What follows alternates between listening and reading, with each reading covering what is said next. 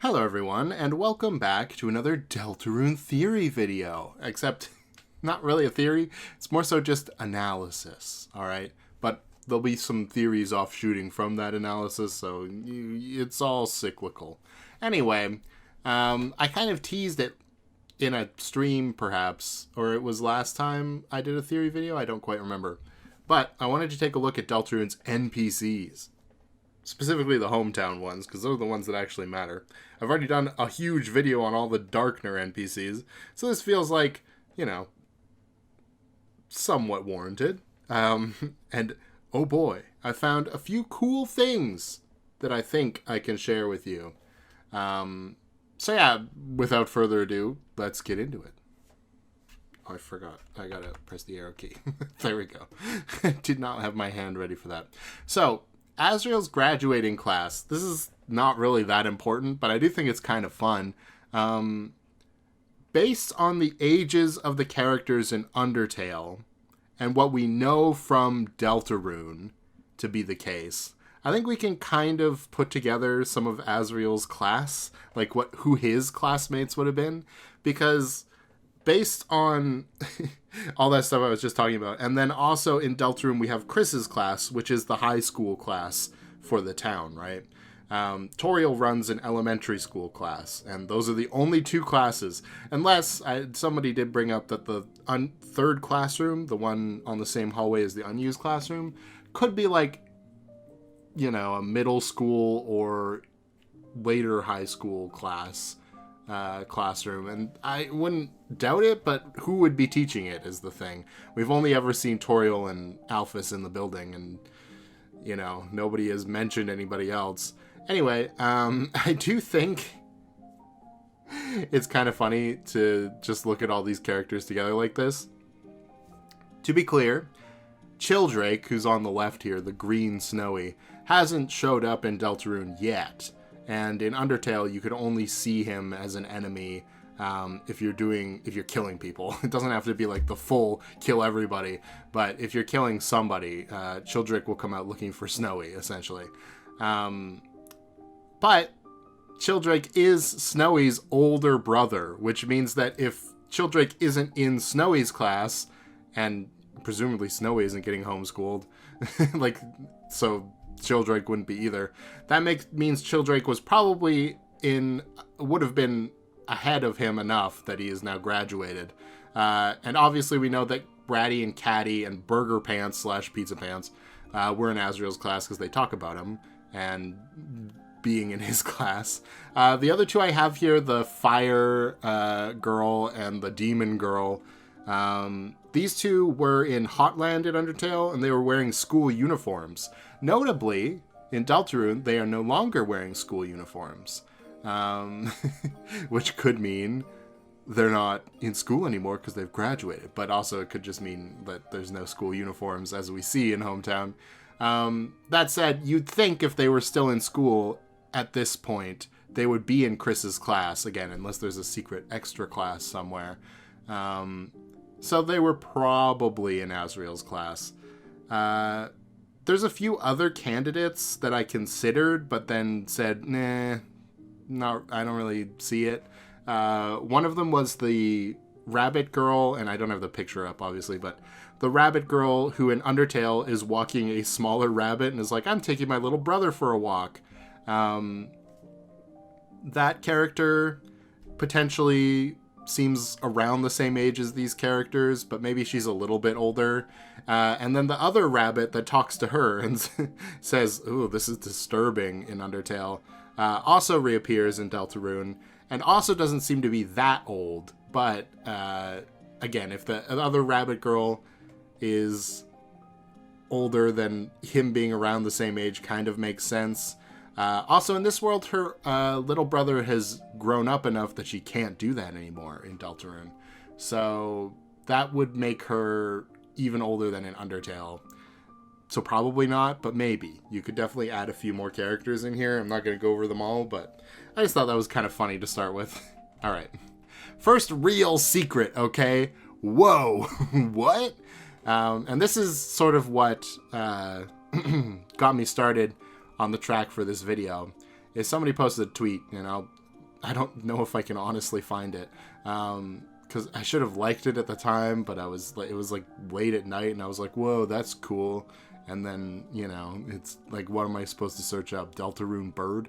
But it was somebody who was making art of Undertale characters in Deltarune, I think, that hadn't showed up yet, and they did this bird. And I was like, wait a second, that looks a lot like Birdly. And I mean, obviously they're both birds, so there would be shared qualities. But like, the feet are literally exactly the same, and they're also both odd colors, you know what I mean? Like, a red bird, sure, that's possible, but not usually fully red. And the same with a blue bird, usually not fully blue. Even blue birds just have like a blue crest, right? And it explains a lot about Birdly's dynamic, essentially, with his parents, it seems, where he is desperate for attention. And where does this red bird hang out in Undertale? Oh, right, Grillby's, and with a bunch of drunk people. Well, that might explain some things. Now, on the left, this character is called, in at least where I downloaded these sprites, which is the wiki, Library Lizard. But I want to challenge that, okay? Because what is more associated with libraries? Birds or lizards? Okay, it's definitely birds. But that doesn't mean much, except the libraries in Snowdin, and lizards would not survive in that climate. And like, the lore of Snowdin is that monsters who, when they were migrating from home, which is the ruins now, to New Home, which is where we meet Asgore in Undertale, some of the more acclimatized monsters decided to stay in Snowdin and build a home there, right? Why would a lizard choose to do that? That's just, like, dangerous. Plus, like, you can line up the glasses, the sort of studious background perhaps influences Birdly to want to be smart.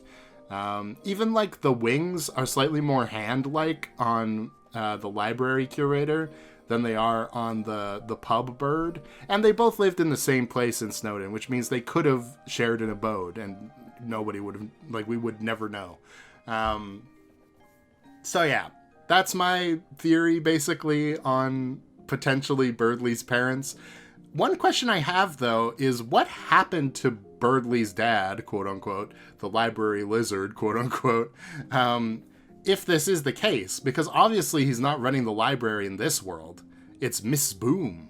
Birdly works there, which, again, reference to this other character, which I never would have picked up on, but it makes sense. But there's no grave for this guy either, so he must still be around. I wonder what he's doing. Maybe he's a teacher. He's the third teacher we're talking about potentially existing.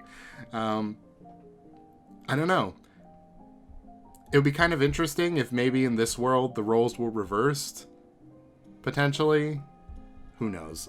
We'll probably never even see them. But I do think this is at least somewhat intentional, that these two characters exist in Undertale. And then it lines up so well with Birdly and Deltarune. Alright. So now we're getting into less bombshell, but more like just sort of intriguing things in terms of game design. Because most of the NPCs in Deltarune are just recycled from Undertale with new lines. Usually they play on their established role in Undertale in some way. But some of them got completely new sprites, which is interesting. So, let's talk about that. First up, and I should have put this in some sort of order, but I realized like literally just before I started recording this video that I don't have them in any specific order between like, oh, all the ones on the left are Undertale, all the ones on the right are Deltarune. That's not true. So I'll just have to tell you. First up, we have Ice Wolf. On the right is Ice Wolf in Deltarune. On the left is Ice Wolf in Undertale. So in Undertale, Ice Wolf throws ice. In the right, Ice Wolf loves icy. And that's, like, not super important. Like, you know, it's icy. It kind of makes sense. It fits with Ice Wolf's whole shtick of ice. But I do think it's interesting that, like, this is the direction specifically. It seems like there's a lot of characters who may have been influenced by Icy, and that's why they have these specific changes. So, you know, we'll get there. Next up, we have the nurse from the hospital in Deltarune. On the left, that's the Deltarune sprite. And on the right, this is the sprite that they had. I'm not even sure if this is the same monster, to be honest. Like, it could be the same species, because it's, like, totally different color, totally different profession. Even, like, you can see at the bottom of the sprite, I don't know what that is, their body or their, like, legs, I don't know, are completely different, you know? Even the, like, little petals or whatever is coming out of their, like, neck, the frills, are different. It's, like, almost a complete re-sprite, which is odd. And sure, you could argue, well, maybe it was just, you know, to make them fit into the hospital more, which is probably just the case. But I wonder if we're going to see this other Big Jaws character at some point as well, and then that'll be the explanation for it. Okay, next up is Aaron. Remember Aaron from Undertale? On the right is the Undertale version, on the left is the Deltarune version this time. We see Aaron in the cafe, I do believe, in Chapter 2. And at first, like, I didn't even think anything of it. I'm like, oh, nice, Aaron got himself a hat.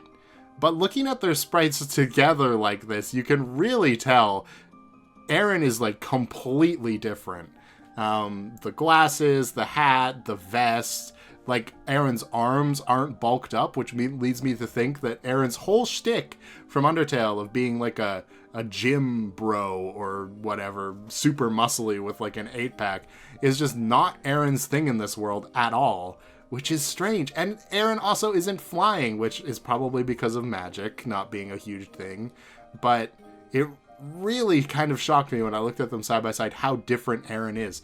Why would that be, I wonder? My first thought is, like, maybe it's because he doesn't have as big of a association with, like, Undyne. Like, Aaron lived in Waterfall, where we fight Undyne, where Undyne lives. So maybe maybe there's some dialogue that I don't know about where they, like, train together, and so without Undyne doing that in this world, Aaron is a totally different person? I don't know. That makes a little bit of sense to me, but it's such a drastic change. It's funny that it isn't really, like, poked out. Like, it's not shoved in your face, necessarily. Next up, these are slightly different changes. Like, we have the hand secretary here, okay? On the right is the Undertale version from MTT Resort. On the left is the Deltarune version from the mayor's office. You know what's weird about this? Why is there a redesign at all? Like, okay, when you get to, like, the nurse, the big mouth nurse, okay, totally different profession, that makes sense. Aaron, okay, maybe this, like, relationship is different, that makes sense. Ice Wolf, again, it makes sense. Why go out of your way to completely change this NPC's sprite? Like, the old one isn't bad, it's basically the same sprite. And I don't think you can really pull the same argument that we kind of said for Big Jaws, where it's a different version of the same character, because the skin color of the actual hand and, like, the body is exactly the same. So I have to question, why change the nail color from red to, like, light blue and totally change the outfit? It's just a really odd thing to do. And I do have a reason, but I'll talk about it at the end of this slide.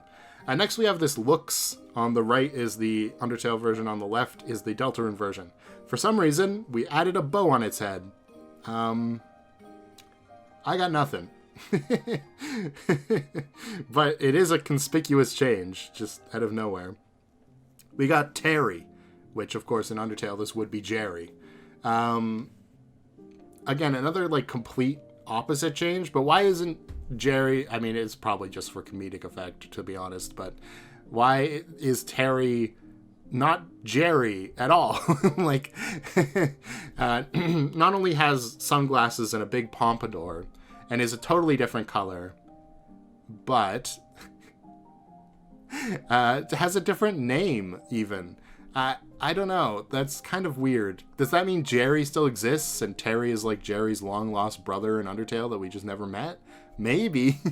Otherwise, did Jerry change his name to Terry in this world, and suddenly his life is so much better? Who knows?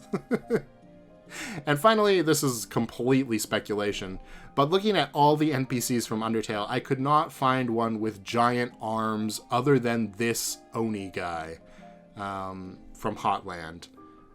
He's one of the monsters who's trying to get to work but can't because the puzzles are blocking the way. The characters outside of Icy's are very suspicious, you know? Because obviously one of the mascots takes the mask off and, oh, it's Burger Pants. Okay, that makes sense. One of them is clearly the ice cream guy, okay?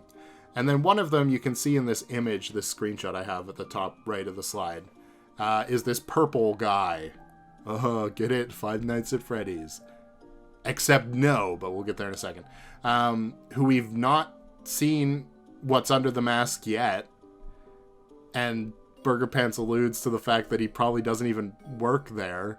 And then we have the Warrior, who also is presumably wearing a mascot suit still. And we also have never seen at all underneath, like, what's underneath it. I think it would be pretty funny if this random guy just got really into Icy in this world. But, I mean, he's the only character I could see that could potentially be an identity for the Warrior. Unless the Warrior is just a completely different character we've never met before. Which is also possible. Because now we gotta talk about... Oh, well... I'll come back to it.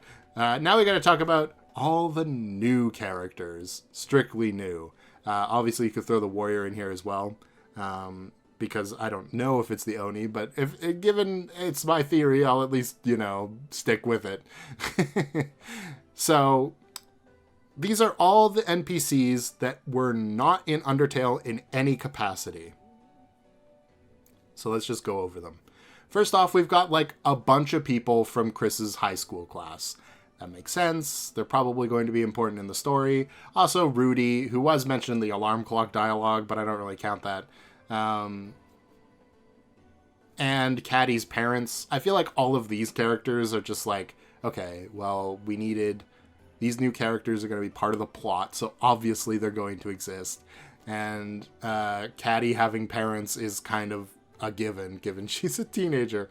So, we already talked about probably Birdley's parents. I'm sure Jockington has parents. I'm sure Susie has somebody, maybe, that we might probably see eventually. So yeah, I feel like those are all givens. The bottom row, these are where things get a little bit more interesting, okay? So let's start with the dragons, which are right beside our purple guy here on the right. The dragon dad we actually do see in Undertale. He's trying to access the elevator in MTT Resort to get back to the city. And if you talk to him, he has dialogue where he's talking on the phone saying, we've got pizza in the horde, blah, blah, blah. So it implies that he has, like, kids at home. And now we get to see the kids in Deltarune. So that's just kind of a funny little follow-through on the setup of Undertale. But the rest of them, okay, there's absolutely no connections in Undertale. Well, okay. Other than Birdface over here on the left. And I say Birdface specifically because in Undertale, he's a goner that looks like a face. And I swore that there was this bird was actually in Undertale as well. I was like, oh yeah, the bird from Undertale that is also a goner that looks like the face. How clever. No! I totally made that up. This bird was not in Undertale at all, which opens up the possibility that we could see the other goners in their normal form in Deltarune, like Goner Kid or Goner Clam, which hasn't showed up either. Or the goner version of that one guy who bought a donut from Muffet, It's not entirely unreasonable, especially because of how prevalent Gaster is. But what does it mean? And honestly, I don't really have an answer for you. I do have one thing I want to postulate, though. The amalgamate in Undertale, or I guess it is an amalgamate, which is basically like a tendril, and then it, like, when you're in the bedroom space in the True Lab, and you go to bed in that one bed, and then the amalgamate appears and tucks you in. the long body of this bird and then the arm being exactly right there on its body does make me think that maybe that amalgamate is somehow this bird in Undertale. Because of the exact placement of the arm on this like long pole-like body. It's not exact, but that's the only explanation I could come up with for where this bird was in Undertale if it still existed. Okay, we're going to skip over the bald spot guy. And we're going to talk about Alvin. So, this sort of paints a little bit of a stronger picture, I would say, for Alvin being important. You know, I gotta be a little self-serving, like I was saying, to my own personal favorite theories. I mean, look at all these NPCs that are new. The top row is all plot-relevant characters, other than, I guess, the parents. But again, like I said, they're connected to a plot-relevant character. And the bottom row is who I consider to be strictly NPCs at the moment. But in comparison to these other strictly NPC characters, Alvin clearly stands out, right? He's got the most detailed design. He's got, you know, pink hair, which really, like, draws your eye to him. And, of course, he's got a dialogue tree while all these other characters just have, like, 2 text boxes. So, of the new NPCs introduced in Deltarune, obviously Alvin's doing something important, and we'll find out what it is eventually. Weirdly enough, the other genre of NPC that's going strong in Deltarune is like little gremlins. You can see on the right of Alvin here, we have the milk gremlin from chapter 2 and the little dancing gremlin from chapter 2, I believe. These characters didn't exist in Undertale. Are gremlins just in vogue? Little gremlin guys, are they just in vogue? Maybe. Maybe they are. Because I was maybe concocting something about, like, oh, they're related to the Eggman because, like, the one is in Sans' shop when you can put the egg in there in chapter 2, but no, because the little dancing fella is just hanging out outside the mayor's office, so that's not important, probably. But okay, now we gotta talk about bald spot, kind of fish-looking guy here to the left of Alvin, and purple guy. And I'm bringing you back to this page because I think I have an explanation for why this specific room has got a lot of detail put into it. You might be thinking like, oh yeah, like that painting, that's pretty detailed. No, I mean like these NPCs have all had changes, okay?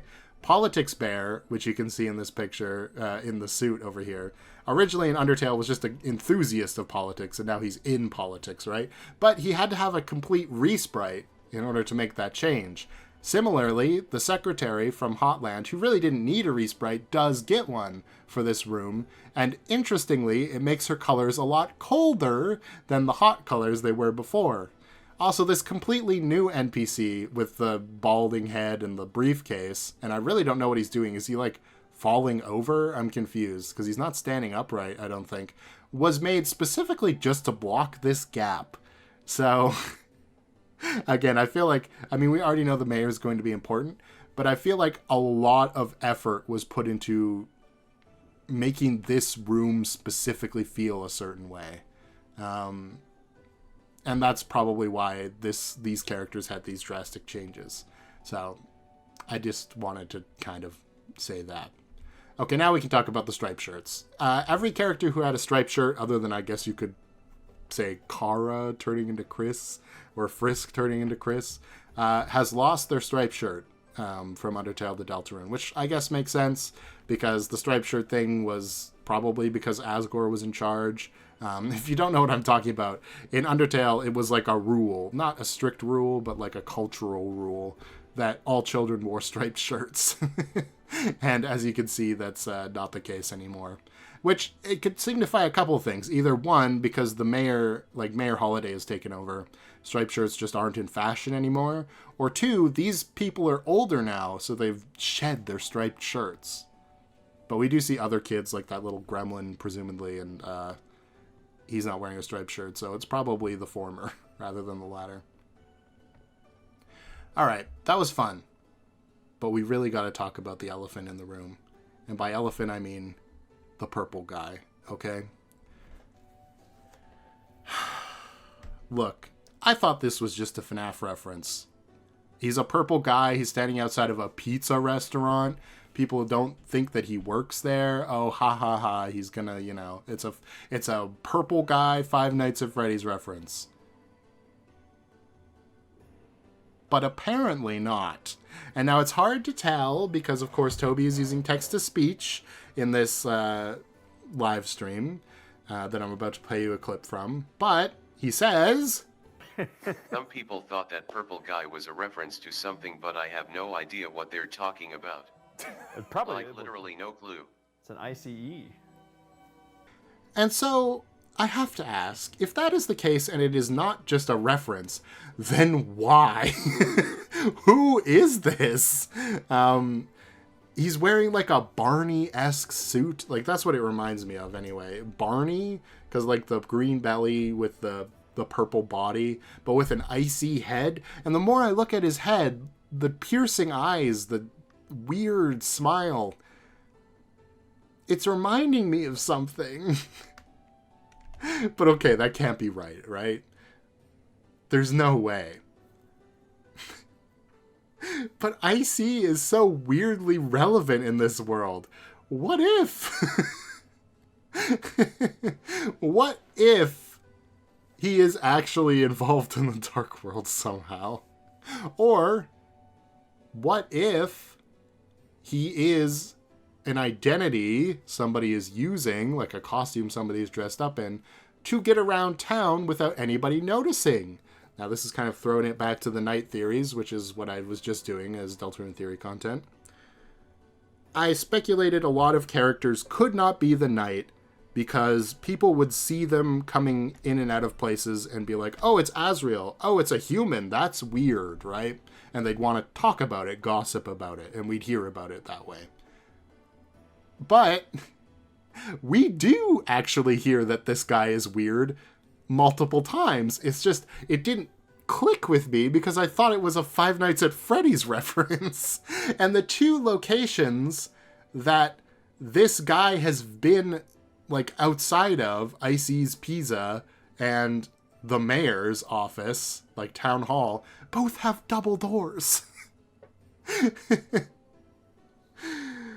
I don't know. The only two lines of dialogue he has is outside of Icy's Pizza. He says, ice me up, or something like that. And then in Town Hall he says, put me in, coach, put me in. So that doesn't really mean anything. Anyway, basically what I'm saying is if you want to believe that Azrael's the Knight, then you have to concede that the most likely identity he's using to walk around this town without people noticing him is this stupid mascot costume. Oh. I gotta get off this screen. I'm actually getting unnerved thinking about... It's weird, okay? I don't know how to describe this feeling. But the idea that all these characters in Deltarune feel so familiar, right? Even the characters that are totally new NPCs, like this fish guy. He looks like a fish. I don't know. The balding spot guy. Who was not in Undertale. Feels like, oh yeah, I probably saw him in Undertale. Before I looked into it, I wouldn't have thought twice if somebody said that. He was like, oh yeah, he's one of the businessmen in Hotland who can't get to his job. Okay, that makes sense. But for some reason, just the knowledge that this guy in this mascot costume is hanging around town and nobody knows who he is. We don't know who he is. And he's just here with a piercing gaze at these very important locations. It's just unsettling to me. I don't know how else to describe it. It's like, okay, I think the best way I can describe it is like you take a picture, like you take a family picture or something, right? And then you get the photo developed, which I know this is not something you would actually do today, but you get the photo developed later, and you're like, oh yeah, there's my my partner, my kids, my dog. My dog? I don't have a dog. Huh? You know? It's like that kind of feeling. It's like, oh yeah, it's Politics Bear and the secretary and this like business guy and Purple Guy. Purple Guy? Who's Purple Guy?